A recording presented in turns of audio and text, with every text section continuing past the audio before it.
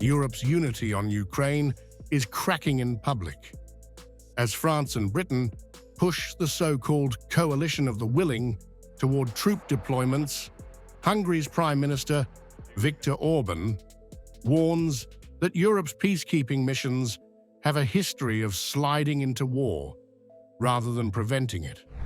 The European experience is that European peacekeepers always tend to become war sustainers. Therefore, I do not recommend that Hungary takes part in any European, as part of peacekeeping, sends troops beyond its own borders.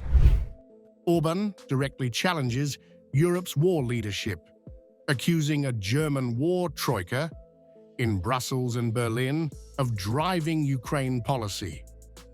His remarks underline how the conflict is now dividing Europe internally, not just pitting it against Russia.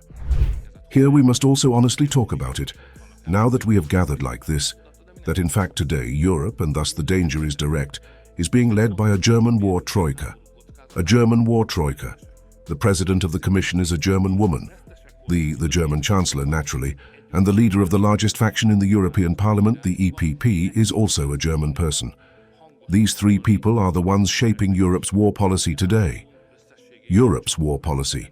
Mr. Weber himself is the biggest warmonger.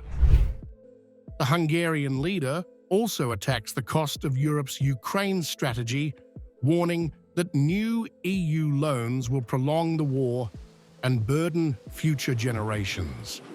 Hungary, he says, will not finance or participate in what he views as a cycle of escalation.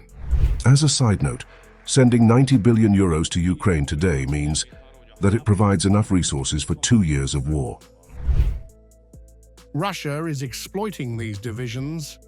Foreign Minister Sergei Lavrov says Moscow is open to negotiations, but accuses European leaders and the so-called coalition of the willing of using ceasefire talk to buy time for Kiev and extend the conflict. The Europeans, Germany, the British even more so, are now constantly talking that the #1 priority is a truce, a 60-day truce on a permanent basis. All of this is, of course, not serious, although we are ready to talk with these representatives. Wait 37. But when they say that apart from a ceasefire, everything else is secondary, it is clear what they are talking about. The point is to once again bargain for additional time to support the Kiev regime. By targeting the coalition of the willing, Moscow is recasting Europe as an escalator, not a peacemaker. As internal opposition grows and credibility erodes, Europe risks drifting closer to war, while losing influence over the diplomatic endgame.